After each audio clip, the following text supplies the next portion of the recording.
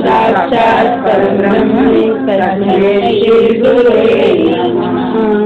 त्वमेव माता च पिता त्वमेव, त्वमेव बन्धुश्च सखा त्वमेव, त्वमेव विद्या जगतं त्वमेव, त्वमेव सर्वं मम देव देव, त्वमेव सर्वं मम देव देव।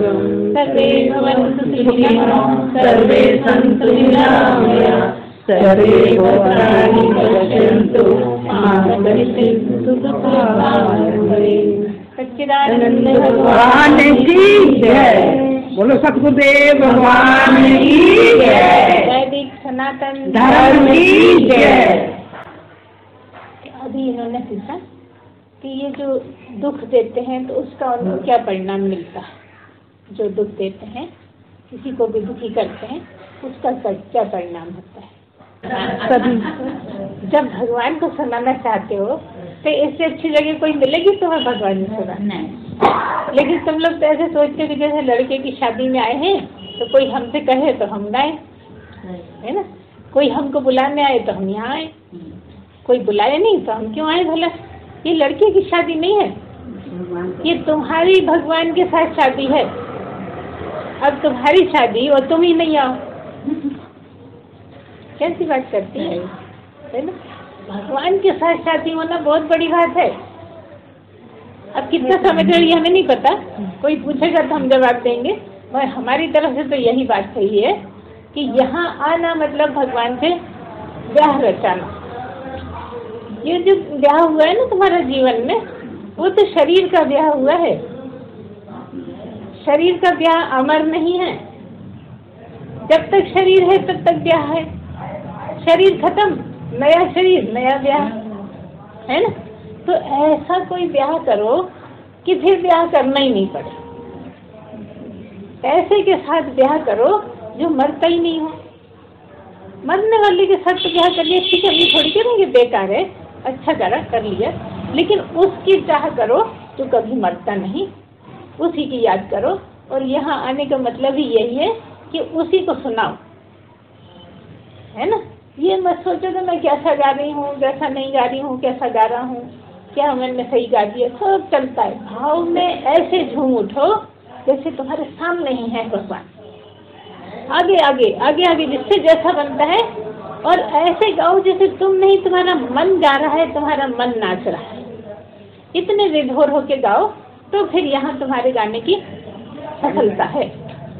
बिल्कुल सही जगह है अगर गाना चाहो, सुनाना चाहो, इससे बढ़िया कोई जगह नहीं। बाकी तुम्हारी मर्जी, जिसको जैसा करना हो कर सकते हो।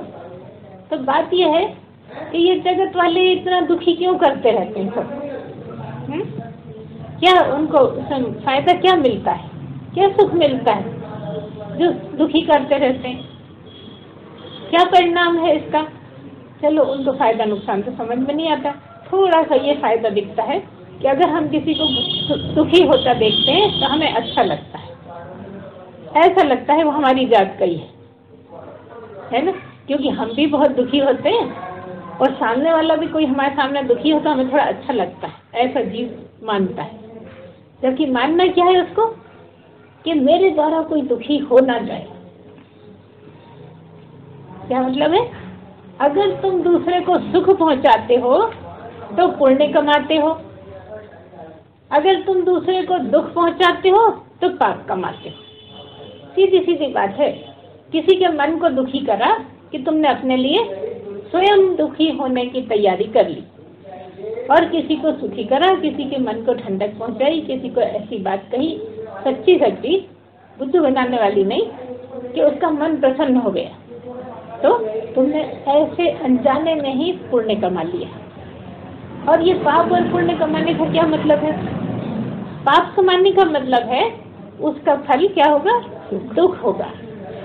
जब भी मिलेगा दुख के रूप में मिलेगा, और पुण्य कमाने का मतलब है सुख के रूप में मिलेगा। जो भी पुण्य कमाते हो, जो तुम सुख भोगते रहते हो, वो पुण्यों का ही फल है।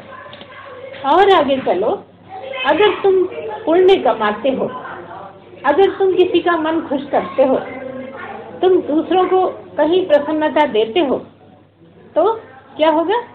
अगर तुम उसके साथ उसके फल की आशा नहीं करते। देखिए अभी हमने बताया कि गलत कामों के फल क्या है कर्मों का? कि दुख है। अच्छे कर्मों का फल है सुख है। और अगर तुम अच्छे कर्मों का फल नहीं चाहते, मतलब ये बहुत बड़ा वैराग्य है, ये तुम्हारा तप है, ये तुम्हारी मनोकामना बन जाए कि मैं अच्छा तो करूं लेकिन मुझे फल नहीं चाहिए, मुझे फल नहीं चाहिए। मतलब क्या? करके एकदम भूल जाओ, दोबारा याद भी नहीं करो कि मैंने देखो उसके साथ कितना अच्छा करा। इतना भी भूल जाओ कि जब सामने पड़े तुम्हें याद ना आए कि मैंने इसके साथ अच्छा करा था। तो क्या होगा? ऐसे पुण्य फल तुम्हें मोक्ष के द्वार पर लाकर खड़ा कर देंगे। कैसे? जिनका तुमने फल नहीं चाहा। अभी तक क्या है कि जो तुम फल चाहते हो उसके बदले स्वर्ग मिल जाता है, सुख मिल जाता है, तरह तरह से तुम फल की आशा करते हो। दूसरी बात यह है किसी के लिए तुमने कुछ करा तो तुम ये भी आशा करते हो कि वो मेरे साथ करे। और हम क्या बताने आए?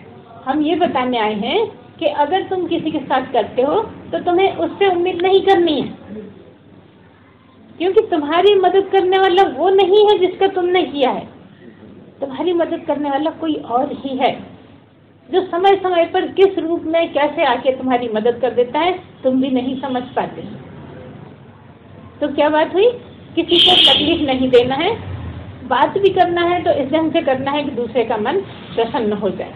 अगर कुछ मन में ऐसा आ रहा है चुभाने का, बुरा बोलने का, कुछ कहने का, सचमुच में गहरे मन से, ऊपर से तो हंसी मजाक चलता रहता है, लेकिन गहरे मन से अगर तुम किसी को दुख पहुंचाते हो तो थोड़ा स्वयं सह लो। तितिक्षा बोलते हैं इसको, तितिक्षा कर लो। तितिक्षा मतलब तपस्या, तितिक्षा मतलब सहन शक्ति बढ़ाना। सहन शक्ति बढ़ाना मतलब तपस्या करना। जब तुम सहते हो कुछ, इसका मतलब तुम तपस्या कर रहे हो। और जब तुम किसी को दुख देते हो का मतलब क्या है? कि तुम गलत कमाई कर रहे हो। जब तुम्हारी इच्छा होती है कि कोई मेरे द्वारा दुखी हो, मैं उसको दुख पहुंचाऊं, और होती रहती है ऐसी इच्छा कि उसने मुझे दुख पहुंचाया, अब मैं उसे दुख पहुंचाऊंगा, होता है ना? तो वो दुख पहुंचाता है, उस समय तुम्हें ज्ञान चक्षु खोलने हैं, अपना तीसरा नेत्र खोलना है तुमको। तो तीसरा नेत्र तो शिव जी के पास था, हमारे पास है ही नहीं, लेकिन तुम सत्संग सुनते हो। तीसरे नेत्र खोलने की प्रक्रिया चल रही है, तुम अभ्यास में हो कि किसी तरह हम भी उस तरह के बन जाएं कि हमारा तीसरा नेत्र खुल जाए। तुम क्या समझते हो कि शिव जी का ये जो दिखता है तीसरा नेत्र, वो है क्या तीसरा नेत्र? नहीं, वो ज्ञान चक्षु हुई है। वो ज्ञान का जो नेत्र खुल गया है, उसका मतलब जब भी तुम्हारे ऊपर ऐसी कोई बात होती है तो सत्संग की याद करके उसके अनुसार करने का प्रयत्न करो। जो हम समय समय पर बताते रहते हैं उसमें से ढूंढो, मिलाओ और फिर करो। तो क्या मतलब, जो आपका प्रश्न है कि अगर आप बुरा करते हो तो मतलब अपने बुरे के लिए तैयारी कर लेते, अपने साथ बुरा होने की तैयारी कर लेते। करने की तो बात छोड़ो, सोच भी लेते हो अगर तुम दूसरे का बुरा, तो उसका तो हो नहीं कह सकते, लेकिन तुम्हारा बुरा जरूर हो जाएगा। ये बिल्कुल पक्का है, एकदम पत्थर की लकीर है, पानी की लकीर नहीं। कि तुमने बुरा सोच भी लिया किसी के लिए, मतलब तुमने भोगने की तैयारी करी, तुम्हारे ही साथ होना है वो बुरा। और जो सत्संग से हमें इतनी बात साफ हो गई कि अगर हम बुरा सोचते हैं दूसरे के लिए तो आता हमारे ऊपर है, तो फिर हम क्यों सोचे? जो सोचे वो जाने, जो सोचे वो भोगे, हम क्यों भोगे? सीधी सी बात है, कठिन तो नहीं है ना। तो कोशिश ये करना है कि दूसरा हमारे साथ बुरा सोचता भी रहे तो भी हम ना सोचें। अब दूसरा क्यों सोचता रहे भला? आपको मन में आएगा कि दूसरा हमारे लिए क्यों बुरा सोचे। कोई हमारे लिए बुरा सोचता है तो हमें बहुत बुरा लगता है। तो हम ये बताएं आपको कि आपको बुरा लगने की कोई बात नहीं है। अभी हमने बताया ना कि अगर तुम दूसरे के लिए बुरा सोचते हो तो तुम्हारे साथ बुरा होगा, ठीक ऐसे ही वो बुरा सोचेगा तो उसका बुरा होगा। तुम्हारा क्या घट रहा है? ना कुछ बढ़ रहा है ना कुछ घट रहा है। वो सोचे, वो करे तो वो जिम्मेदार। तुम सोचो, तुम करो तो तुम जिम्मेदार। तो दूसरा सोचता है तुम्हें काहे की तकलीफ? होनी चाहिए क्या तकलीफ? नहीं होना चाहिए। और अगर खास करके सत्संग सुनते हो तो बिल्कुल नहीं होना चाहिए। क्या होना चाहिए? हंसी आना चाहिए कि बड़ा मूर्ख है, इसने कभी सत्संग नहीं सुना है इसलिए ऐसा कर रहा है। मैं तो भी समझता हूँ, मैं ऐसा करने वाला नहीं। क्या मतलब? जब भी कोई दूसरा गलत काम करता है, गलत बात करता है, तो झट से आपको अपने ऊपर लागू करना है कि ये कर रहा है, मैं नहीं करूँगा। बस यही सत्संग में बैठने के बाद सीखने का तरीका है। करते जा रहे हैं, सुनते जा रहे हैं, करते जा रहे हैं, सुनते जा रहे हैं, तो क्या कर रहे हो? कुछ कर रहे हो क्या? कुछ नहीं कर रहे। जैसे कि तैसे, जितना खाली उतना भरते जा रहे हो। खाली हो जाओ तो वही हो जाओ जिसकी चर्चा होती रहती है, क्योंकि वो बिल्कुल खाली है, उसके पास बिल्कुल कचरा नहीं है। वो सोना चांदी भी नहीं बटोरता और कचरा भी नहीं रहने देता। ऐसे ही तो है परमात्मा। और ऐसे तुम भी हो सकते हो। क्यों हो सकते हो? क्योंकि मनुष्य बन के आए हो। मनुष्य जन्म में ये सब संभव है। मनुष्य जन्म में ये सब तुम्हारे हाथ का काम है, तुम्हारी मुट्ठी में है। बस थोड़ा चलने में शुरू में दिक्कत होती है। दिक्कत तो होती है, हम ये थोड़ी मना कर रहे हैं कि नहीं, दिक्कत नहीं होती। जो महीनों क्या सालों सारी उम्र बीत गई, जो अभ्यास चल रहा है उसको बदलना कोई आसान है क्या? वही हो जाता है जो अभ्यास है। तो बस वो अभ्यास को बदलना ही आपकी मेहनत है। उस अभ्यास को पलट देना ही आपकी तपस्या है। काहे से? दिमाग से, मस्तिष्क से, सही सोचने से। जब आपको बिल्कुल सारी बातें क्लियर हो गई हैं कि क्या करने से क्या होता है, तो उसका लाभ उठाएं। क्यों करें बुरा हम किसी के साथ? क्यों सोचें बुरा किसी का? बुरा सोचो तो बुरा होता है, बुरा करो तो बुरा होता है। दूसरा क्या कर रहा है हमें कोई मतलब नहीं उससे। दूसरा बुरा करता है तो बिल्कुल मतलब मत रखिए। और अगर मतलब आ जाता है कभी कभी समझ में, तो अपने ऊपर लागू करिए। हम फिर से कह रहे हैं, क्या मतलब? ये करे तो करे, मैं नहीं करने वाला। सीधा फार्मूला ये है। उसके लिए तितिक्षा की अत्यंत आवश्यकता है। तितिक्षा क्या है? अभी बताया हमने। क्या है तितिक्षा? सहना। सहन शक्ति को बढ़ाना। तितिक्षा क्या कहलाता है? सहना। आप जीवन में जितने ज्यादा सहने की क्षमता बढ़ा ली है, आप उतने ही ऊंचाई पे खड़े हैं। भले दिखता नहीं हो, और ये एकदम से आती नहीं है, धीरे धीरे आती है, क्योंकि शुरू से स्वभाव बनना है। कोई बुरा बोल के तो देखे। मैं समाज में बहुत अच्छी स्थिति में हूँ, मैं समाज में अपने लिए बिल्कुल बुरा नहीं सुन सकता। कोई बोल के तो देखे। यही मन में चलता रहता है। इस तरह से आपको चलना है। काहे के लिए? अपने को तितिक्षा में रखना है। आपका यही प्रश्न था कि अगर दुख बुरा करते हैं तो क्या होता है।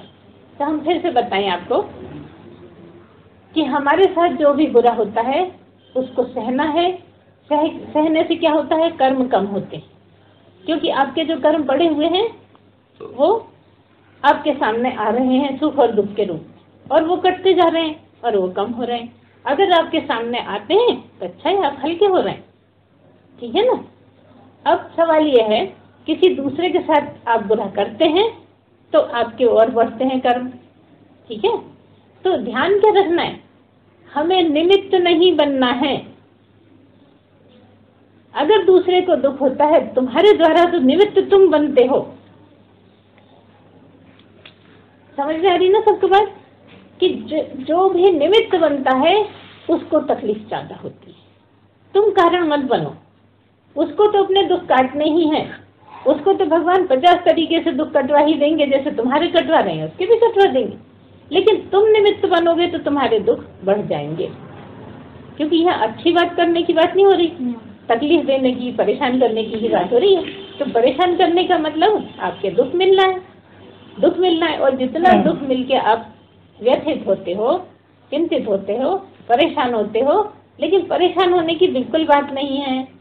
जितने आप दुखी होते हो उतने आप हल्के होते हो। जो आपने कमाई कर ली है उसमें से धीरे धीरे कम करते जा रहे हो। मतलब आपकी जो गठरी बहुत ऊंची थी थोड़ा बोझ कम होता जा रहा है। जितना बोझ कम होगा उतना मन में शांति होती जाएगी। जितना मन चंचल रहता है, जितना मन भागता है, उसका मतलब आपके कर्म बहुत बड़े हैं। जिसने जीवन में जितना ज्यादा कर्म कर लिए हैं, उसका मतलब वो उतना ही हल्का हो गया है, अर्थात शुद्ध हो गया है। और भगवान तक पहुंचने के लिए शुद्धि अत्यंत आवश्यक है। हम क्या कह रहे हैं? किसी भी काम के, गलत काम के निमित्त मत बनो। अच्छे काम के निमित्त बन जाओ और फल की आशा न करो। अच्छे काम के निमित्त बन के फल की आशा नहीं करना ही सही रास्ता है। अभी तक आप जो अच्छे काम करते थे उसके बदले में सोचते थे मैंने अच्छा किया, मुझे अच्छा मिलेगा। अब हम क्या कह रहे हैं कि मिलने का बात ही छोड़ दो। क्या मिलेगा, क्या नहीं मिलेगा, कब मिलेगा, कब नहीं मिलेगा, वो जाने, ये हमारा काम नहीं है, क्योंकि हमारे हाथ में है नहीं। हमारे ऋषि मुनियों ने बोला है कि अगर आप कोई बात ठीक ठीक जानते हैं और अगर उसके बारे में आप समझते हैं और आप बोल सकते हैं और नहीं बोल रहे हैं तो ये आपका अपराध है। अगर आप जानते हैं और रास्ता नहीं बताते हैं किसी को तो आप अपराध कर रहे हैं, मतलब भागीदार बन रहे हैं। ऐसे ही ठीक आप कुछ गलत काम कहते हैं लेकिन आप नहीं करते, गलत काम नहीं, अच्छा काम आप नहीं करते, और बुरा काम आप करते हो और बताते हो अच्छा काम, वो भी बहुत बड़ा अपराध है। क्योंकि आप करते हो इसलिए आप अधिकारी नहीं हो बोलो। ये बहुत ध्यान रखना है कि जैसे ही कोई गलत काम कर रहा है तो आपको झट से ध्यान ये आना चाहिए मैं तो नहीं करता। अगर मैं करता हूं तो मैं बोलने का बिल्कुल अधिकारी नहीं। और जो इनका प्रश्न है कि कोई इस तरह की झंझट हो रहे हैं तो हम बीच में कूदें कि नहीं कूदें। अगर आपसे सलाह मांगता है, अगर आपके पास दो पार्टी आती हैं, वो आपको मान्यता देते हैं तो आप बिल्कुल कहिए, अपने हिसाब से कहिए और फिर कहिए बाकी तुम जानो, हमने ऐसा ऐसा बता दिया, हमारी दृष्टि में ऐसा है, बाकी तुम जैसा चाहो वैसा करो। आपको ज्यादा फटे में पैर नहीं उलझाना है क्योंकि सत्संगी हो, हर कर्म का आपको असर पड़ता है। जो भी करते हो आप पर आता है, अच्छे से अच्छा करना है हमें। लेकिन जहाँ फंसने का चक्कर है, जहाँ सुनने वाला ही नहीं है, वो गलत करना ही चाहता है, आप धीरे से करना चाहिए। ऐसे ही हम लड़ाई के बारे में बताते हैं। आपकी डायरेक्ट किसी से लड़ाई है, हो गई, नहीं जानते थे, लेकिन एक बार हाथ जरूर मिला लीजिए, एक बार ऐसा माहौल बना लीजिए कि अच्छे वातावरण में बात हो जाए, बस उसके बाद स्वयं ही दूर हट जाइए। अगर नहीं करते हैं तो हम सीधी 10 बात नहीं करके सीधा बात यही कह देते हैं, क्योंकि धीरे एक बात बताएंगे, फिर दूसरी बताएंगे, फिर तीसरी बात बताएंगे। इससे सीधा ही बता देते हैं कि अगर आपकी लड़ाई चालू है इस जन्म में और अगले जन्म में वो लड़का बन के आ गया तो कहाँ जाओगे उससे बच के? बस यही कारण है। इसलिए इस जन्म का लेन देन इसी जन्म में निपटारा कर दो। ऐसा नहीं होना चाहिए जब कभी आपको वो दिखे तो आपका मन खराब हो जाए और कहते रहते हैं कि कहाँ सुबह सुबह उसकी सूरत देख ली। क्यों कहते हो? क्योंकि मन में कड़वाहट है। एक बार दोस्ती का वातावरण बना के फिर स्वयं ही दूर हो जाओगे, इसकी मेरी पटरी नहीं बैठती। तो क्या करना हमें ज्यादा, उससे दूर दूर रहो। मिल गया नमस्ते कर ली, मिल गया तो हेलो कर लिया, हालचाल पूछ लिए, बस ज्यादा बात करने की जरूरत नहीं। अपने को बचाने का यही तरीका है। पड़ोसी भी है, बहुत झंझट हो गई, बहुत लड़ाई हो गई, अब तो एक दूसरे का चेहरा नहीं देखते बने, लेकिन क्योंकि तुम सत्संगी हो इसलिए थोड़ा सा आगे बढ़ो, थोड़ा थोड़ा मुस्कुराओ, कभी मौका आ जाए बात कर लो, ऐसा लगे जैसे तुम्हारे मन में बिल्कुल कड़वाहट नहीं है, उसको भी ऐसा लगने लगे, बस फिर अपने आप दूर रहिए, है ना। ये बातें खास है समझनी, क्योंकि इससे कर्म बढ़ते हैं। अगर ऐसे नहीं करोगे तो वो आपकी जो लड़ाई है, एक तो सारी जिंदगी चलती रही, अंदर इतना कचरा है कि आपकी शुद्धि होने नहीं देती। जब कभी उसको देखते हो नए कर्म बन जाते हैं, जब कभी देखते हो फिर उसके साथ और तरह तरह की बातें आ जाती है, तो नए कर्म ही तो बन रहे हैं। एक और बात, अगर आपकी दृष्टि में किसी ने बहुत गलती कर दी है, आपको लगता है इसने बहुत परेशान करा है, इसने तो मुझे सारी जिंदगी चैन नहीं लेने दिया, तब उदार मना होके क्षमा कर दीजिए। जो हुआ सो हुआ, मैंने माफ करा। हम सच बताएं, जब पहुंच जाता है ना आदमी, तो बड़ी बड़ी गलतियां भी नहीं लगती किसने की, जिसके लिए आप बिल्कुल जान से अड़े हुए थे कि ऐसा करूं वैसा करूं, इसने मेरे साथ ऐसा करा। जब पहुंच जाते हैं तो ऐसी हो जाती है कि सबको माफ, किसी ने भी कुछ भी किया, लेकिन आज मैं जहाँ बैठा हूँ ये तो उसी के कारण बैठा हूँ। जीवन में लोग मिलते ही इसलिए है कि आपके कर्म कट जाए। अगर जीवन में कोई बहुत खराब मिला है तो तुम्हारा अभाग्य, वो तुम्हारे कर्म सब अपने सिर ले रहा है कि नहीं। बस दिमाग से काम लेके कैसे निपटारा करें, कैसे रहें उसके साथ, हो गया तो परेशानी। अब संगत ही गलत मिल जाए तो कहाँ तक बचोगे, गलत तो होगी।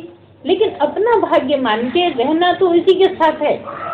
कैसे गुजारा करूं, कैसे दिमाग चलाऊं कि मैं रहूं ठीक से और प्रसन्न भी रहूं।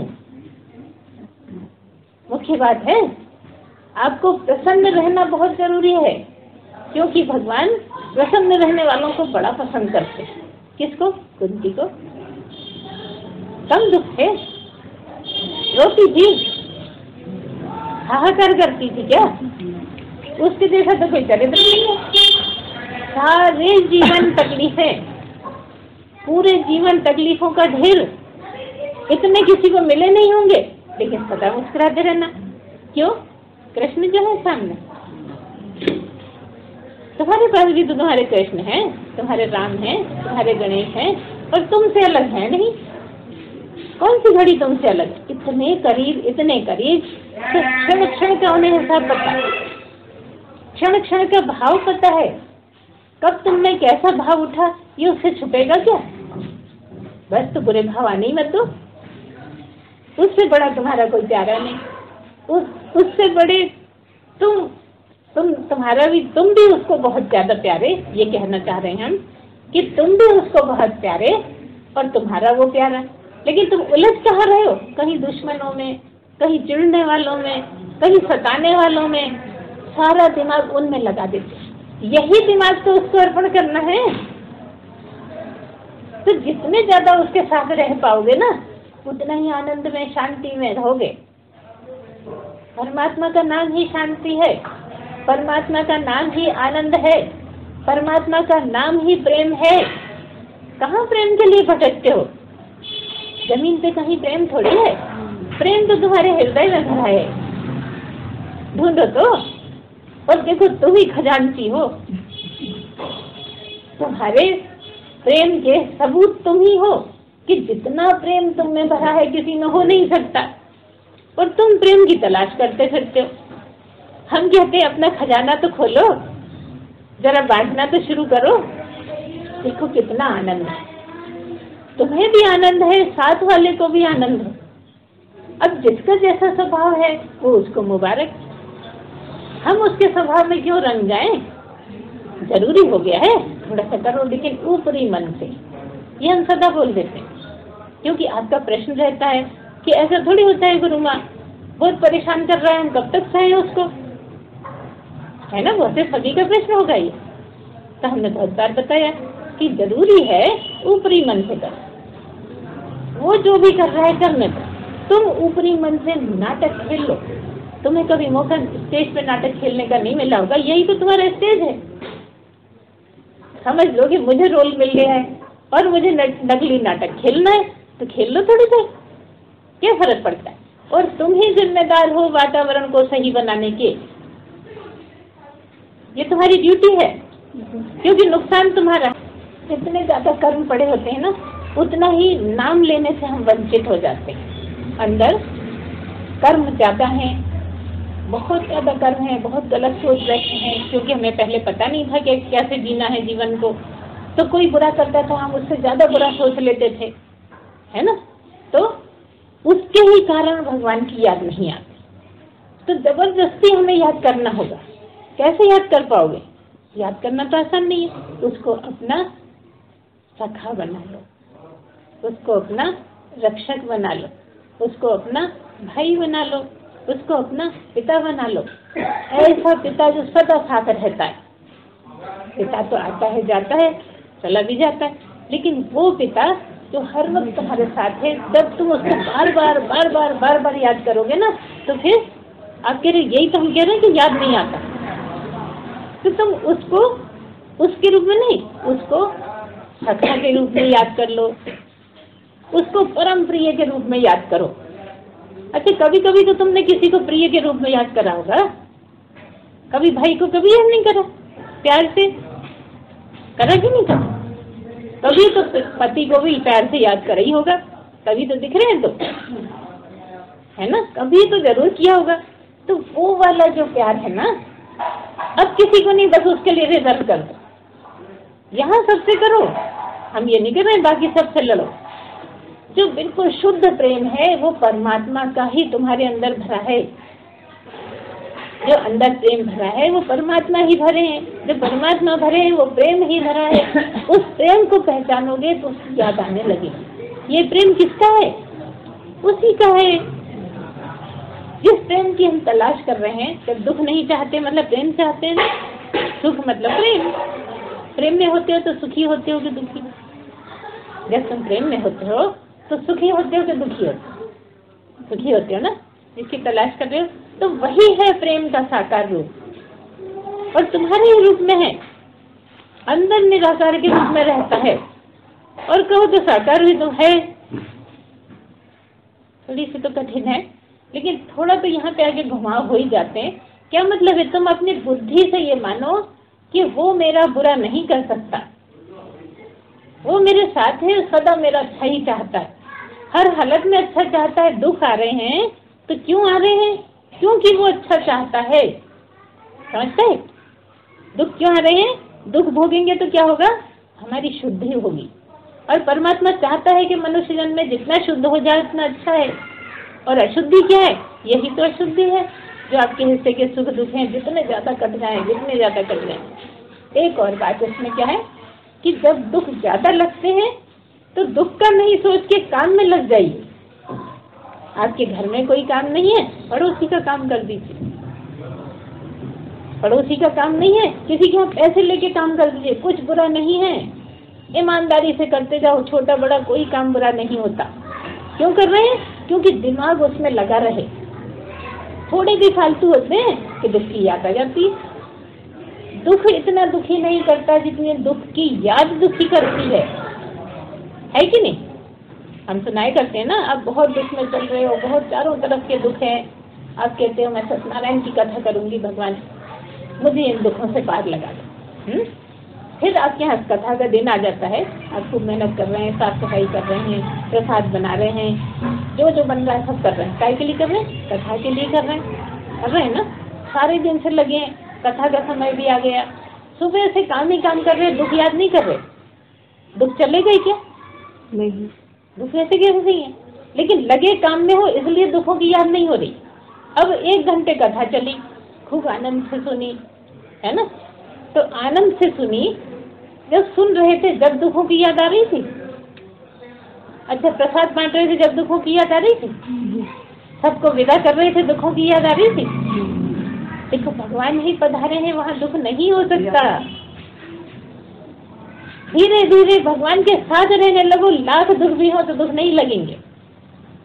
तुम क्या समझते हो हमें दुख बिल्कुल खत्म हो गए? बहुत दुखों का ढेर लगा पड़ा है, लेकिन ठीक ठीक जान गए कि इसी का नाम तो जीवन है। आते रहे जाते रहे, कोई परवाह नहीं। तुमसे ज्यादा आते हैं, तुमसे ज्यादा दुश्मन खड़े हो गए होंगे, हमारा कोई दुश्मन नहीं है, लेकिन लोग हमें दुश्मन समझ लेते हैं। तो समझते रहे, वो खुद ही तो दुश्मन अपने बन रहे हैं।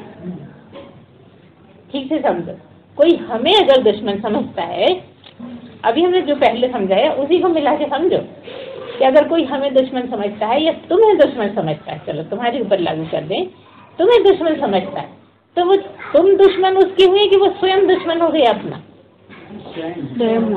कैसे? क्योंकि उसको भोगना है। तो दुखों का तो दुश्मन वही हो गया ना, जिम्मेदार, और वही तो दुख है, वही तो दुश्मन है। तो इस तरह सही सही सोचने से दुख ज्यादा नहीं लगते और परमात्मा में टिक सकते हैं। परमात्मा में टिकने में समर्थ हो गए तो दुख नहीं है, होते हुए भी नहीं है, और दुख तो आएंगे ही। जिस जन्म में दुख खत्म हो जाएंगे ना, फिर तुम आओगे ही नहीं। दुख है इसलिए तो आते हो बार बार, तुम्हारे किस हिस्से के दुख हैं उनको काटने के लिए भेजता है भगवान। जितने ज्यादा सह लोगे उतने ही तुम शुद्ध हो। सहने की हिम्मत रखनी पड़ेगी, हर हालत में मुस्कुराने की हिम्मत रखनी पड़ेगी। अगर मुस्कुराते हुए दुख झेल पाते हो तो तुम महान हो, और रोते रोते दुख झेलते हो तो सभी झेल रहे हैं। इससे बोले दो आंसू बहा दिए, उससे बोले दो आंसू बहा दिए, नहीं, कोई बोलने की जरूरत नहीं। आपके दुख के आप ही आपको भोगने पड़ेंगे। किसी को बोलने से कोई हल्का नहीं होता, बस सोचने का तरीका सही हो जाए। अब आप उसको भी सुना रहे, उसको भी दुखी कर रहे हैं, तो आप जिम्मेदार हो गए उसको दुखी करने के। और आप क्या समझे कि बोल लेती हूँ तो जरा हल्की हो जाती है। नहीं, हल्की हल्की नहीं हो सकते, लगता है ऐसा थोड़ी देर के लिए, लेकिन फिर वही बातें घूमती रहती है। मैंने ऐसा बोल दिया, मैंने ऐसा बोल दिया, ये मुझे नहीं बोलना चाहिए था, मैंने काहे के लिए बोल दिया, मेरा तो और मन दिमाग भारी हो गया। होता है, देखना आप। इसलिए कुछ मतलब नहीं है ज्यादा किसी से बोलना। आपके हिस्से के दुख आपको भोगने हैं, दूसरे के हिस्से के दुख दूसरे को भोगने हैं। आप बस निमित्त ना बनो किसी के दुखों के, बस इतना ही आपकी बहुत बड़ी समझदारी। और फिर भी हो जाता है, फिर भी आपके द्वारा कोई दुखी हो जाता है तो भूल जाओ, वो होना ही था। उसको याद करने की कोई जरूरत नहीं है। क्यों याद नहीं करें? क्योंकि जितना याद करते हो उतने संचित कर्म पक्के होते चले जाते हैं, मतलब भोगने के अधिकारी बनते चले जाते हो। इसलिए जो हुआ तो हुआ, जाने दो, क्षमा कर दो, क्षमा मांग लो, क्षमा कर दो। हम नहीं कह रहे हैं उसके पास जाके मांगो, हम ये कह रहे हैं जब परमात्मा के पास बैठते हो, जब भगवान के पास बैठते हो, जब भगवान की पूजा करते हो, तो 1 मिनट इस बात के लिए दो कि तुम्हारी दृष्टि में जो जो गलत काम हो गए हैं उससे क्षमा मांग लो। तुम्हारी दृष्टि में उससे जो जो गलत काम हो गए उसको क्षमा कर दो। अपने आप ही तुम्हारे नए कर्म नहीं बनने वाले, क्योंकि तुम क्षमा नहीं कर पाते, इसलिए उधारी बची रहती है। उधारी बची रहती है, इसलिए अगले जन्म में फिर उससे संबंध होता है, और वो चुकाए तब खत्म हो।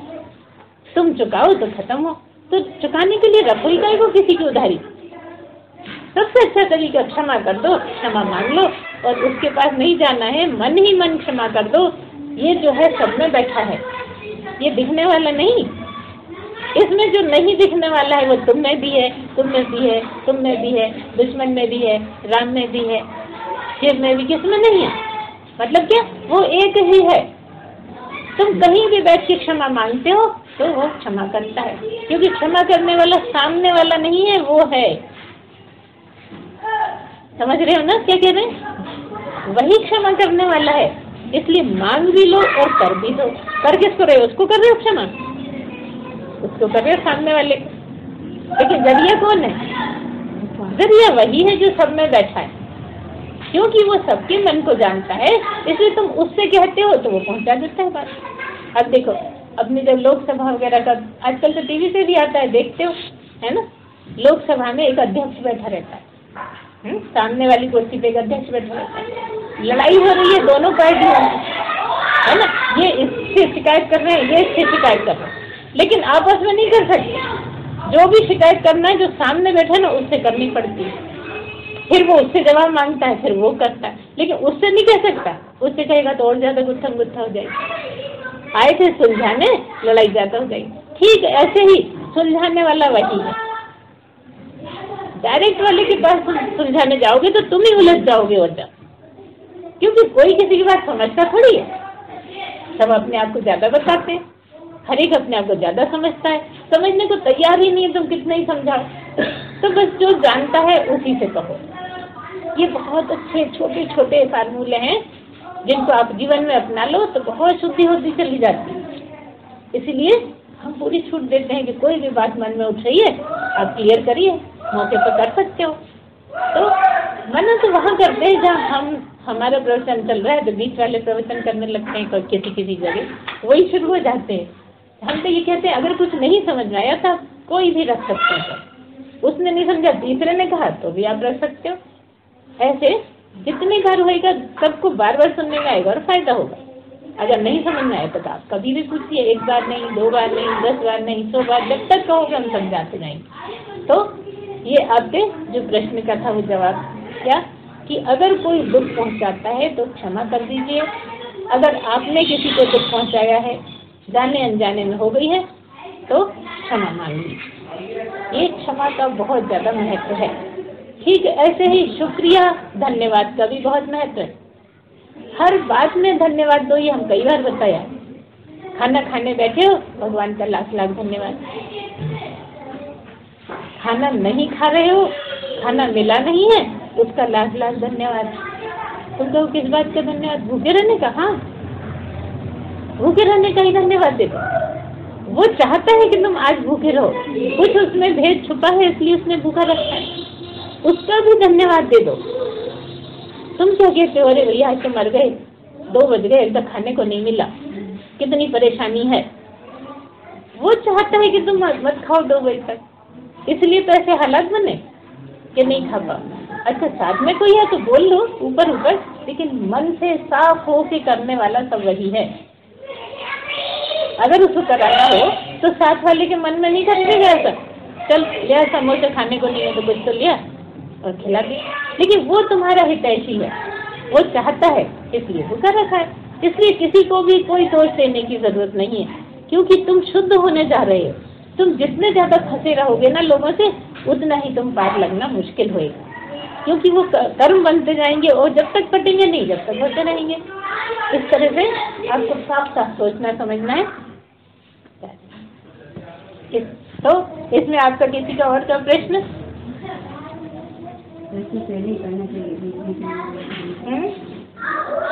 क्या वास्तु कर लो, बोल देना चाहिए, यही प्रश्न करना है, हम बेटी से बोलते हैं।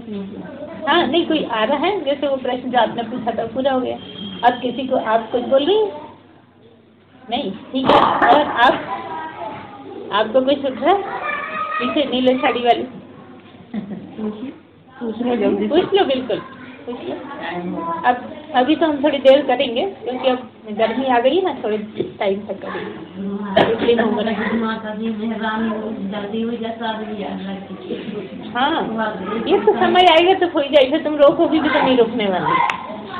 धैर्य रखो, इंतजार करो, समय आने पर हो जाएगी। ग्रह कभी कभी ऐसे होते हैं, देर भी होती है।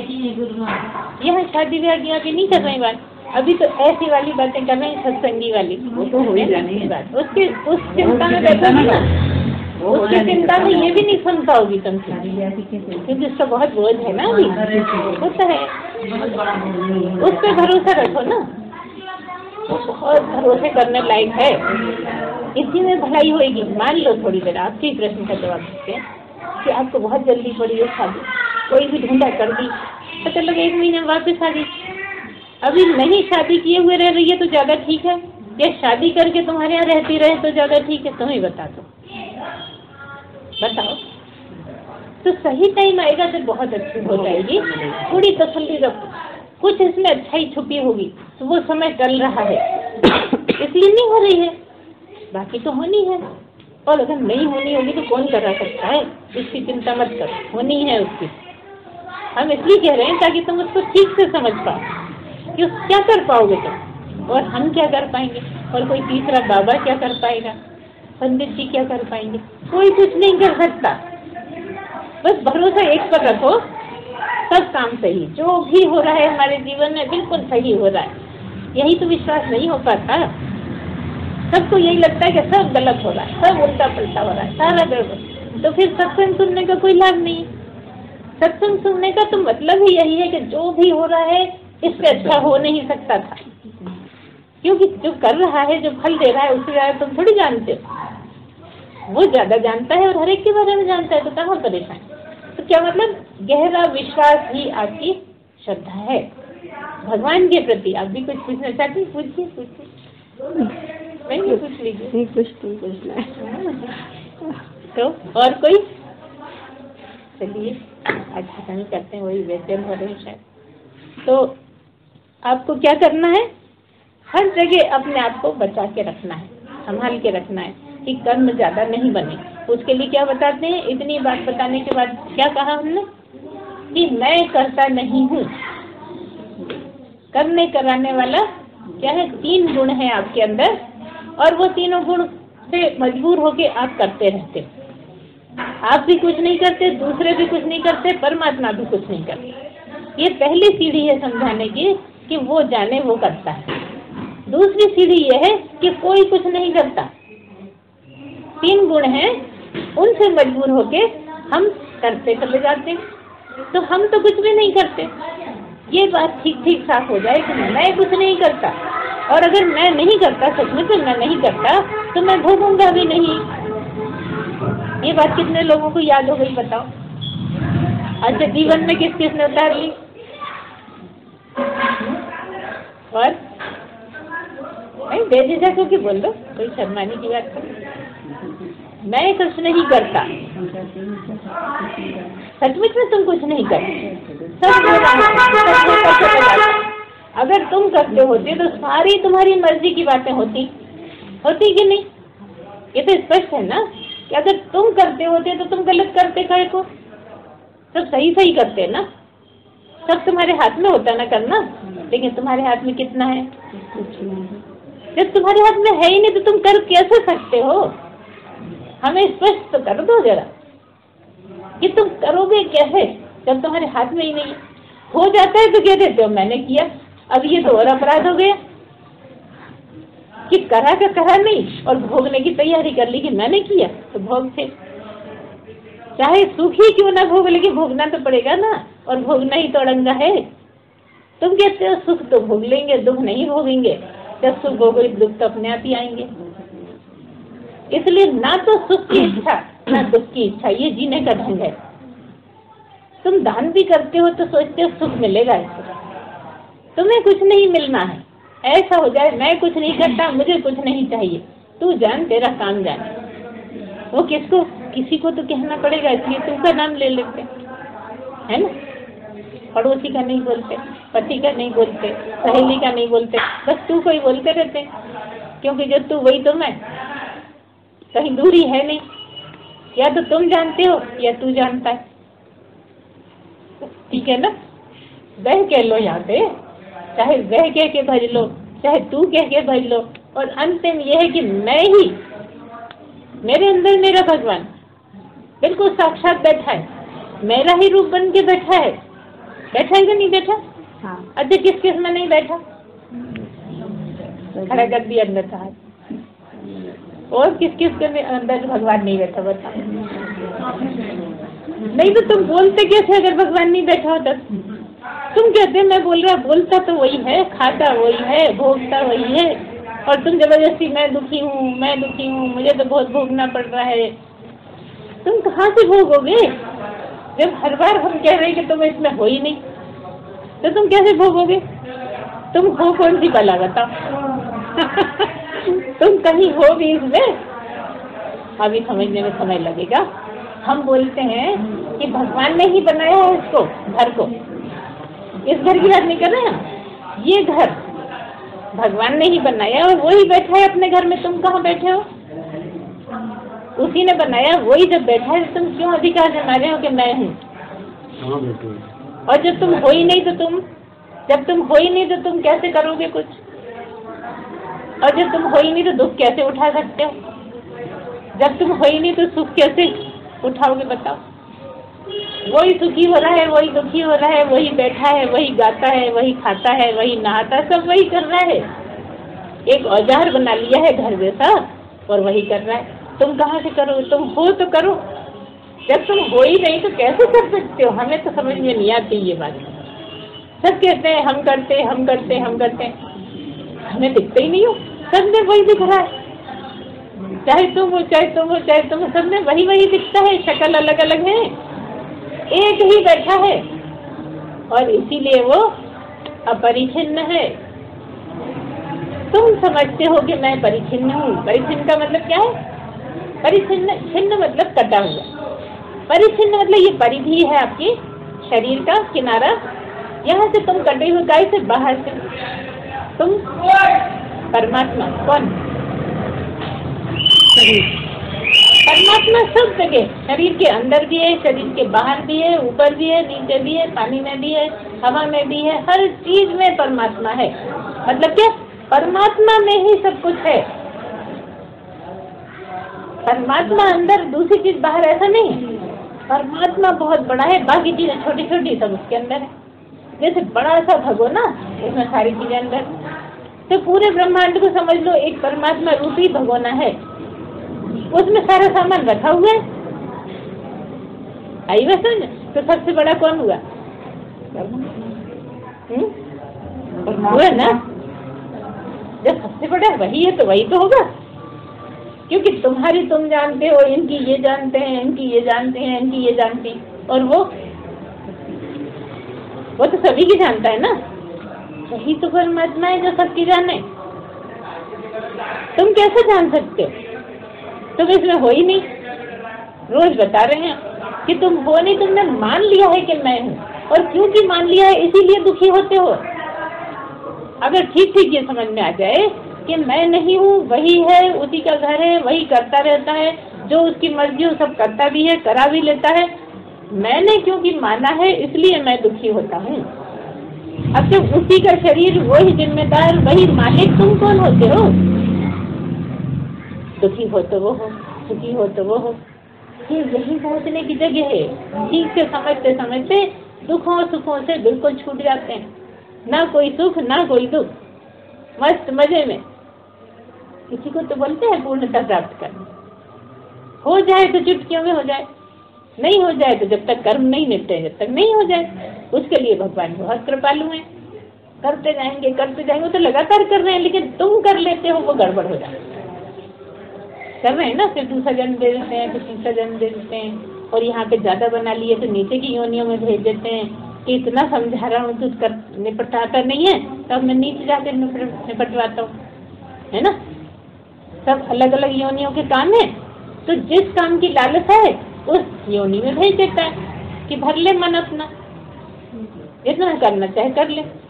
सींग मारना है तो खूब सींग मारे, सींग दे देगा, है ना। सींग वाले जानवर तो सींग वाला बना देगा। अब खूब मारो सींग, क्यों मारो सींग? क्योंकि वहां तो तुम्हें कुछ फल मिलना ही नहीं है।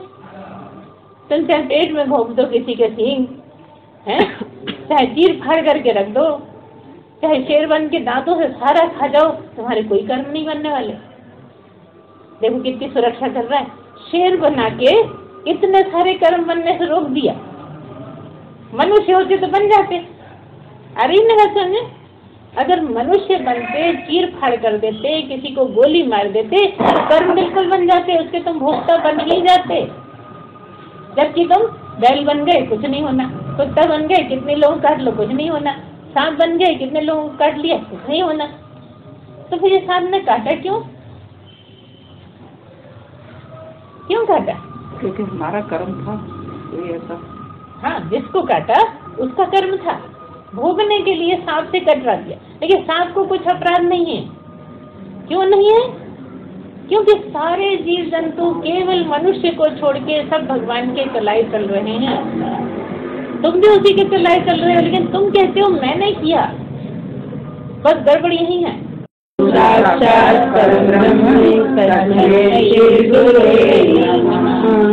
त्वमेव माता च पिता त्वमेव, त्वमेव बन्धुश्च सखा त्वमेव, त्वमेव विद्या जगतं त्वमेव, त्वमेव सर्वं मम देव देव, त्वमेव सर्वं मम देव देव।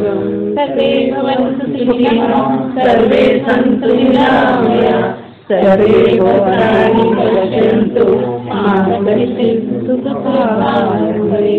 सच्चिदानंद भगवान की जय। बोलो सतगुरुदेव भगवान की जय। वैदिक सनातन धर्म की जय।